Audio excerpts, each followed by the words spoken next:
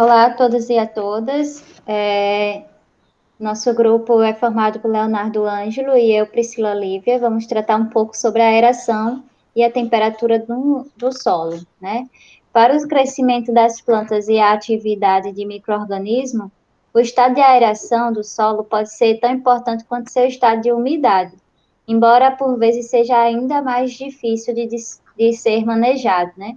O objetivo das práticas de manejo do solo é manter um nível elevado de oxigênio para as raízes e para os micro-organismos. A temperatura do solo também afeta não só esse crescimento de plantas e de seus micro-organismos, como também influencia a perda de água do solo por evaporação. Essas informações serão mais detalhadas no decorrer da apresentação. Para facilitar a respiração das plantas e dos micro-organismos, o solo precisa estar bem aerado. Assim, a aeração está associada à troca de gases entre o solo e a atmosfera, que fornece oxigênio e, ao mesmo tempo, evita acúmulo de gases tóxicos, como dióxido de carbono, metano e etileno. O estado do solo está associado com a taxa de ventilação, com a proporção dos seus poros, onde se encontra preenchido por ar, com a composição desse ar e com a oxidação química ou potencial de redução do solo. No campo, a disponibilidade do oxigênio é regulada por três fatores: a macroporosidade do solo, que pode ser afetada pela sua textura e estrutura, conteúdo de água, que pode ser afetado pela proporção da porosidade, que está preenchido por ar, e o consumo de oxigênio, devido à respiração dos organismos, incluindo tanto as raízes das plantas como os micro-organismos. Com isso, a pouca aeração do solo está relacionada à insuficiência de oxigênio, que para as raízes dos micro-organismos, o solo pouco aerado ocorre quando 80% dos poros estiver preenchido por água e apenas 20% por ar. Assim, o solo encontra-se saturado. E o excesso de umidade. O solo é denominado saturado quando há excesso de água, podendo ocorrer por um período de tempo curto, em solos bem drenados, quando é aplicado água, ou o solo foi compactado. Troca de gases. Quanto mais rapidamente as raízes dos micro-organismos consumirem oxigênio e liberar dióxido de carbono, maior será a sua necessidade de troca de gases entre o solo e a atmosfera. Essa troca é facilitada por dois mecanismos, que é o fluxo de massa e a difusão. A difusão é caracterizada pelo movimento térmico ao acaso de íons em direção à raiz, em virtude do gradiente de concentração gerado na superfície radicular. Enquanto o fluxo de massa está associado ao gradiente potencial hídrico, que é provocado pela absorção de água pelas plantas. A condição da aeração do solo pode ser caracterizada por três formas: pelo conteúdo de oxigênio e dos outros gases na atmosfera do solo, pela quantidade de poros preenchidos pelo ar e pelo potencial químico de redução e oxidação. O oxigênio é de suma importância para o solo. Dessa maneira, à medida que o oxigênio aumenta, o dióxido de carbono diminui. Assim, o dióxido de carbono torna-se tóxico quando atinge níveis superiores a 10%, no qual se torna-se prejudicial a alguns tipos de plantas. A porosidade da aeração. Quando a maior parte dos poros estão preenchidos por água, afeta diretamente as plantas, pois os poros encontram-se preenchidos por águas e bloqueiam a difusão do oxigênio, causando deficiência de oxigênio nas raízes. Assim, quando os poros estão preenchidos por ar, a difusão torna-se bem mais fácil e rápida. A presença ou a ausência de gás de oxigênio modifica completamente a natureza e o processo de decomposição e seus efeitos no crescimento das plantas. Como, por exemplo, a ausência do gás de oxigênio faz com que a decomposição dos organismos aeróbicos ocorra de maneira lenta. O potencial redox é a tendência dos elétrons para serem transferidos de uma substância para outra. Ela é medida em volts ou milivolts, né? Então, a aeração do solo influencia consideravelmente as condições de redução e oxidação dos elementos químicos.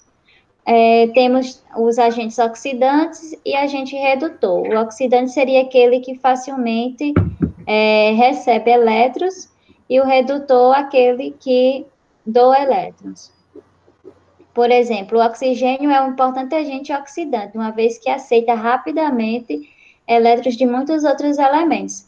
Fundamental no processo da respiração aeróbica, pois serve como um receptor de elétrons, né? À medida que os organismos vivos geram a energia através dele, e por meio da oxidação do carbono orgânico. O oxigênio ele pode oxidar tanto substâncias orgânicas como inorgânicas. Num solo bem aerado, com muito gás oxigênio, o potencial redox se situa no intervalo de 0,4 a 0,7 volts. Então, à medida que a aeração vai reduzindo e o oxigênio vai se esgotando, o potencial redox diminui para 0,32 a 0,38 volts. E com isso, gera a condução de um ambiente de redução, né? Os micro-organismos começam a usar outras substâncias como receptores finais de elétrons para seu metabolismo. Um dos exemplos é o ferro, o que vai reduzir ainda mais esse potencial de redução e oxidação do solo. Ao mesmo tempo, o pH ele aumenta, porque a reação de redução consome os íons de hidrogênio. Isso também muda a coloração dos solos, que no ambiente que o ferro oxidado ele é avermelhado e passa a ser acinzentado à medida que o ferro é reduzido. Então, depois do oxigênio ter sido consumido completamente, a próxima substância presente nesse solo será reduzida, né? Que, de forma geral, é o nitrogênio, logo em seguida do oxigênio. E o nitrogênio na forma do nitrato. Depois que todos os nitrogênios desses nitratos foi transformado em NO2, o potencial redox se reduz ainda mais ao ponto de ativar outros organismos que reduzem, por exemplo, o manganês, que é o próximo elemento a ser reduzido em seguida do oxigênio, nitrogênio, manganês. Então, com o valor do potencial redox reduzido, né, em diferentes graus, os elementos nitrogênio, manganês, ferro, enxofre e carbono, no dióxido de carbono, passam a aceitar elétrons e a transformar e se transformarem nas suas formas reduzidas, que aí é o que vai baixar o potencial redox. Os fatores que afetam a aeração e o potencial redox do solo. Alguns deles é a drenagem e o excesso de água. Então, a textura, a densidade do solo, a estabilidade dos agregados, a matéria orgânica e a formação dos bioporos ajudam muito a determinar a quantidade de macroporos que vai ter nesse solo, né? No entanto, portanto, a aeração desse solo. As taxas de respiração do solo, tanto na sua concentração de oxigênio e de dióxido de carbono, depende da atividade microbiana, que, por sua vez, depende da disponibilidade de substâncias que gerem energia para o seu metabolismo, né, de compostos orgânicos. A heterogeneidade do solo seria os horizontes subsuperficiais mais deficientes em oxigênio do que os superficiais, devido o teor de água ser mais elevado e o espaço poroso ser menor. Né? Outro fator que afeta essa aeração é a aração, o ato de arar a sua terra, né? A curto prazo, esse revolvimento frequente vai permitir, sim, que haja uma secagem mais rápida desse solo e que também vai haver uma mistura maior de ar, né? E de forma imediata as plantas vão responder de uma forma positiva. Mas a longo prazo, se essa aração não for feita com o manejo correto desse solo, pode reduzir a macroporosidade e causar compactação. O tamanho dos poros também é um fator que afeta o potencial redox também, né? Em solos com microporos, quando preenchidos com água, o oxigênio vai ser difundido muito mais lentamente, porque ao invés de estar preenchido com mais porcentagem de ar, não está. Normalmente nos solos encharcados em períodos mais secos, pode haver um efeito contrário, né? Claro, as paredes dos poros vão propiciar a difusão do oxigênio de fora para dentro. Mas aí, num período úmido, ele não vai conseguir. As raízes das plantas também têm uma importância na aeração do solo, porque os processos aeróbicos e anaeróbicos podem acontecer simultaneamente no mesmo solo e em bastante próximos uns aos outros. Então, as raízes das plantas podem contribuir para essa boa aeração. E é isso. Solos pouco aerados contêm gases que podem ser tóxicos para os organismos decompositores, que prejudicam a taxa de decomposição e acúmulo de matéria orgânica. O potencial redox faz com que o nível de oxigênio adicione a forma de vários compostos inorgânicos, como também elemento tóxico. A falta de oxigênio ao redor das raízes prejudica a flotação das partes aéreas devido à carência de oxigênio, no que afeta todo o seu metabolismo. Assim, para ajudar no manejo, é de suma importância do agricultor do reconhecimento de plantas que exibem um mecanismo de sobrevivência nesses locais. A relação entre a aeração do solo e o manejo das plantas, no caso, em plantas cultivadas em vasos, frequentemente há um problema com encharcamento, né? E a pouca aeração devido ser usado materiais provenientes do solo mineral, o que também vai agravar o surgimento do empoçamento no fundo do recipiente, num pequeno lençol freático, porque apesar de ter os orifícios no fundo do vaso, a água ela só vai passar por ele quando estiver totalmente saturado, ou o potencial hídrico estiver positivo, né? Então, a dica seria usar substratos com outros materiais orgânicos que retêm a água e contribuem para o aumento da macroporosidade, e irrigar somente quando o substrato próximo da parte inferior já tenha começado a secar. Então, o excesso de rega também é prejudicial. No caso do manejo de árvores e de gramados, né, árvores transplantadas, a boa prática do manejo também vai facilitar a aeração, né, e vai proteger essas árvores, tanto jovens como adultas. E a dica seria instalar tubos de drenagem perfurados e cultivo com pinos ocos ao invés da ferramenta pontuda, que é usado para pressionar o solo e que causa compactação na parede dos orifícios, que essa ferramenta vai encontrar, né? Como tem na imagem à direita, o tubo de respiração fica próximo às raízes e ao invés de você fechar o buraco que foi transplantada a árvore com areia, você pode fazer uma cobertura morta, que aí vai facilitar que as raízes possam correr, né? Se estender. As terras úmidas e solos com pouca aeração. Elas são frequentemente situadas em uma interface entre a água e o solo. As áreas úmidas são ecossistemas complexos, pressionadas não somente pela ação direta do homem, mas também pelos impactos sobre os ecossistemas terrestres, marinhos e de água doce adjacentes. Vale ressaltar que são as condições anaeróbicas e não exatamente as de saturação com água que fazem uma terra úmida ser uma terra úmida. E as características das terras úmidas são regime hídrico, ou hidrologia, tipo de terras úmidas, presença de solos hidromórficos e presença de plantas hidrófitas. A hidrologia das terras úmidas. O balanço entre o fluxo de entrada e saída de água, bem como sua capacidade de armazenamento dentro de uma determinada área com terra úmida, decide como e por quanto tempo tal área permanecerá encharcada ou saturada com água.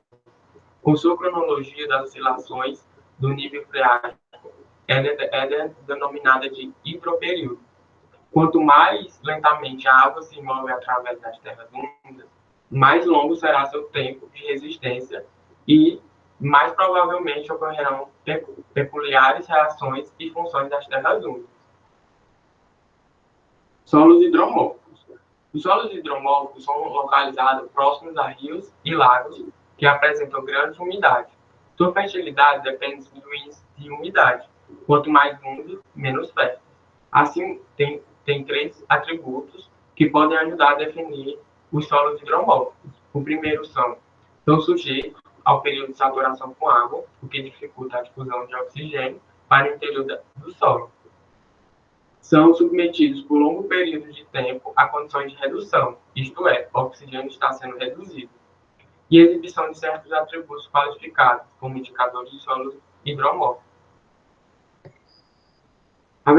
A vegetação hidrófita. A vegetação hidrófita é construída de plantas que evoluíram para se adaptar na sobrevivência de solos saturados. Dessa maneira, essa vegetação serve para distinguir terras úmidas de outros ecossistemas, com mecanismos de adaptação, que foram os tecidos ocos do arênquima, que transportam oxigênio em direção à extremidade das raízes. Elas também possuem raízes advertências e aéreas, conhecidas como tubulares, produzem raízes advertências. Algumas espécies espalham seu raizamento na camada mais superficial, ou mesmo sobre a superfície do solo, onde facilita a entrada de oxigênio para difundir, mesmo quando estão submersas. A química de terras úmidas.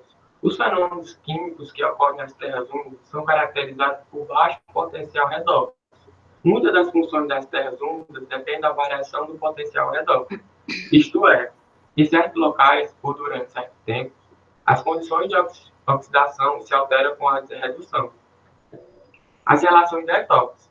Para que uma determinada área seja considerada uma terra úmida, o potencial da redução deve atingir valores suficientemente baixos para provocar a redução do ferro e fazer com que as feições redoxomórficas apareçam. Assim, esses elementos tóxicos, como o cromo e o silênio, sofrem reações redox, que podem ajudar a remover da água antes que eles escorram para fora das terras úmidas.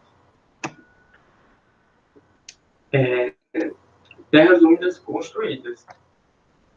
Miscigenação é um processo onde é legalizada a destruição de algumas áreas de terras úmidas naturais, desde que outras novas sejam construídas, porque as terras úmidas anteriores degradadas sejam restauradas. Processos afetados pela temperatura do solo. Né? A temperatura do solo ela exerce, como foi dito já no início, uma influência sobre os processos físicos, químicos e biológicos nas plantas e no próprio solo. Né? A maioria das plantas são muito sensíveis à temperatura do solo, mais do que à temperatura do ar na superfície. Isso aí vai influenciar diretamente na brotação, na fotossíntese, no ciclo de vida dessa planta e na germinação. Então, referente à germinação de sementes, algumas plantas exigem temperaturas bem específicas no solo para que suas sementes germinem. Né? Se tiver muito frio, algo pode atrasar ou pode não germinar. E se estiver muito quente, também pode atrapalhar esse desenvolvimento.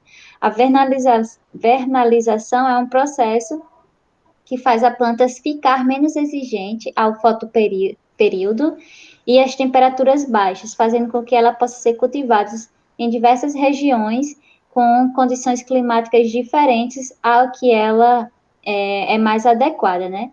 Isso vai ampliar as épocas de cultivo dessa planta. Claro que numa condição climática diferente da dela, mesmo passando por esse processo, ela vai dar uma produção menor, mas ainda assim vai dar. Com relação às funções das raízes, elas são responsáveis pela absorção de nutrientes e águas do solo para a planta, não? Então, pode ser retardado em solos com temperaturas abaixo da ótima para determinadas espécies. Os processos microbianos também sofrem influência com a temperatura, implica na aeração dos solos e para a ciclagem de nutrientes presentes. A atividade microbiana é muito mais elevada em temperaturas altas, né, entre 30 a 40 graus Celsius. Ela faz uma decomposição melhor, né? A respiração microbiana depende de solos com temperaturas elevadas. Então, de entre 30 a 40 graus Celsius é ideal para ela fazer essa decomposição da matéria orgânica que tem no solo. Também tem um processo de solarização do solo, que seria um aquecimento controlado, usado para eliminar pragas e doenças em algumas culturas. Tem, com relação à temperatura, o congelamento e descongelamento, que em regiões muito frias o solo pode passar por esse congelar e descongelar, que pode formar também aquela rachaduras no solo, que a gente pode ver em alguns lugares. Pode formar as lentes de gelo, que são zonas de gelo puro, que se formam dentro do corpo do solo e cristalizam e se expandem também. Então, em solo saturado, esse fenômeno pode até melhorar a agregação do solo, pois esse congelar e descongelar vai fragmentar boa parte da massa do solo. Já em solos de boa agregação, pode ser que ele deteriore a estrutura, então pode ser que não dê certo, né? O soerguimento por congelamento seria o processo da força de ascensão de objetos que se encontram no solo, geralmente no solo de textura silt, como também fundações superficiais, estradas, canalizações de água, que tem como base solos mais argilosos. Então, se esse solo mais argiloso chegar a congelar, pode ser que haja o soerguimento de objetos que estão presentes nele. A permafrost seria o descongelamento das camadas superficiais de terrenos que são permanentemente congelados. Isso aí já é mais nas regiões árticas do globo. O aquecimento do solo pelo fogo pode gerar um impacto duradouro abaixo da superfície do solo, né? A temperaturas mais de 125 graus pode evaporar e condensar várias frações de matéria orgânica que tem nessa região, né, do solo que está sendo aquecido. O espaço poroso ele pode ser preenchido por hidrocarbonetos hidrofóbicos, que vai dificultar a infiltração de água nessa região, e ainda pode causar uma zona saturada logo acima da superfície. Certas sementes duras podem germinar a altas temperaturas, de 70 a 80 graus, porém outras morrem mais perto da superfície. E também pode esgotar a matéria orgânica do solo, como foi dito, né? E eliminar muitos dos seus organismos com isso, porque os micro-organismos dependem dessa disponibilidade de matéria orgânica, de carbono orgânico, para fazer a difusão do oxigênio e dióxido de carbono. A temperatura também pode ser usada para a remoção de contaminantes, realizando uma elevação da sua temperatura, né, a temperatura do solo no local, usando radiação eletromagnética, diferente do fogo, né, que pode causar outros problemas no solo, a fim de vaporizar alguns contaminantes e liberá-los pelo ar. Então, a questão de absorção e perda de energia solar, a temperatura do solo depende da quantidade líquida de calor absorvida pelo solo, da energia térmica necessária para provocar uma mudança na temperatura do solo e energia utilizada nos processos que ocorrem constantemente no solo ou perto da superfície do solo. Então, a radiação solar ela é a fonte principal de aquecimento usada para evaporar a água do solo e da superfície das folhas, né? Então, em regiões úmidas, a radiação solar pode chegar de 35% a 40%, atingir a terra. Ao passo que aqui nas zonas áridas do Nordeste, chega a 75% de radiação solar atingindo o solo. Então, a evaporação aqui é muito maior do que em regiões mais frias do país, por exemplo, no sul do país. A vegetação, ela também pode afetar a fração da radiação incidente, como também a cor dos solos, o ângulo em que esses raios estão incidindo sobre o solo, a chuva que essa região recebe, né, a quantidade de chuva, e se esse solo ele é coberto ou não. Isso tudo vai influenciar em aumentar ou diminuir a absorção de energia e, com isso, uma mudança de temperatura. Um solo seco é mais facilmente aquecido do que um úmido, porque a quantidade de energia necessária para elevar a temperatura da água é 1 grau. É muito maior do que necessário para aquecer o sólido do solo neste mesmo grau. Quando essa relação é expressa por unidade de massa, é denominada de calor específico. Os solos mais úmidos aquecem mais lentamente do que os solos mais secos. Além disso, se a água não escorrer livremente do solo saturado, ela deve ser evaporada por um processo que consome muita energia. Assim, o alto calor específico do solo permite um intercâmbio grande de energia que pode ocorrer se modificar muito a temperatura do solo. A vaporização da água a partir da superfície do solo requer uma grande quantidade de energia, no qual é utilizada 540 quilocalorias ou 2,257 megajoule para cada quilograma de água evaporada. Assim, as baixas temperaturas de um solo saturado com água são devidas a temperaturas e a seu elevado teor de calor específico. O movimento do calor no solo é semelhante ao movimento da água, sendo a sua taxa de fluxo determinada tanto pela sua força, como pela sua facilidade com que este mesmo fluxo se move através do solo. Isso pode ser demonstrado por essa lei, onde diz que QH é igual a K vezes delta T sobre X, onde o QH é o fluxo de calor, que é a quantidade do calor transferida através de uma unidade de uma seção transversal com uma determinada área em uma unidade de tempo. E K é a condutividade térmica do solo. Assim, ΔT sobre X é o gradiente de temperatura em uma distância X, que age como uma força direcional para conduzir o calor. A condutividade térmica de K é influenciada por uma série de fatores, sendo os mais importantes que é o teor de água do solo e o grau de compactação. Dessa maneira, solos muito úmidos e compactos seriam tanto os piores isolantes como os melhores condutores de calor. A condução de calor atua como um meio de ajuste da temperatura, mas, quando lenta, as mudanças na temperatura na porção mais profunda do solo são mais demoradas do que na superfície. O manejo da temperatura do solo, principalmente com as práticas de coberturas protetoras, é aquelas que reduzem o excesso de umidade. Assim, é utilizado coberturas protetoras orgânicas e o manejo de resíduos de plantas. As temperaturas do solo são influenciadas pelo material que o cobre. Em período de calor, as cobertas mortas mantêm a superfície do solo mais fresca do que quando descoberta. Por outro lado, durante os períodos frios, ela mantém um solo mais quente do que se estivesse desnudo.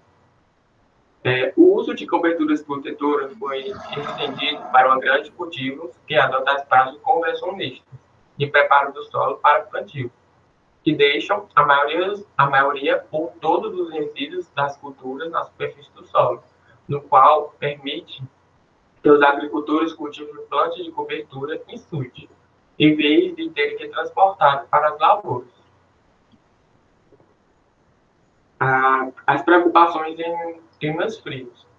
Em regiões frias, essas temperaturas mais baixas do solo podem inibir a germinação das sementes, como também o desenvolvimento das plantas, e muitas vezes também o rendimento das culturas.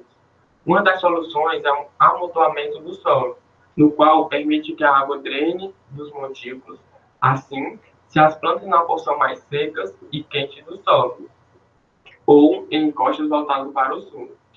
As vantagens de climas quentes. Em regiões quentes, o atraso no plantio não é um problema. As cobertas feitas com resíduos de plantas também conservam a umidade do solo pela diminuição da evaporação. Dessa forma, a camada superficial do solo mais úmida e mais fresca passa a ser uma importante vantagem do sistema de plantio direto na palha, pois permite que as raízes proliferem nessa zona, onde as condições de disponibilidade de nutrientes e aeração são ótimas. Tendo também as coberturas plásticas protetoras. As coberturas de plástico encontradas contrastando com as coberturas orgânicas geralmente aumentam a temperatura do solo, sendo que as lonas plásticas transparentes de cor clara têm efeito maior no aquecimento do que as escuras. Em regiões temperadas, essa porosidade pode ser usada para estender os períodos mais apropriados para plantio e assim garantir colheitas mais precoces para evitar o preço mais alto oferecido pelo mercado no início da temporada. Porém, as plantas não conseguem desenvolver as raízes na superfície, pois não têm condições ideais, como tem nas coberturas orgânicas. Portanto, a gente vê que a aeração e a temperatura do solo ela tem um efeito muito significativo sobre a qualidade desses solos, né? O estado de aeração, por meio do efeito sobre o potencial redox e a acidez dos solos, ajuda a determinar as formas presentes, a disponibilidade, a mobilidade e a possível toxicidade de alguns elementos que estão no solo, como nitrogênio, enxofre, carbono, ferro, manganês. Então, a aeração, ela condiciona, digamos assim, a formação de compostos químicos específicos e a sua disponibilidade, como eu falei. A temperatura do solo, ela também vai afetar o processo biológico de micro-organismos e plantas, e também pode afetar o uso dos solos para outros fins, né? Como a gente já viu, a construção da engenharia civil, a construção em áreas de terras úmidas. A água do solo, ela também exerce uma grande influência tanto na aeração como na temperatura do solo, uma vez que ela vai competir diretamente com o ar pelos espaços porosos, interferindo na difusão desses gases, né, e a boa aeração desse solo. E também exige altos valores de energia para poder evaporar, né? Como o Leonardo falou, em terras úmidas é muito mais difícil de manter calor e de evaporar essa água que tem no solo. Então, é isso que a gente quis apresentar. Agradecemos a atenção de todos.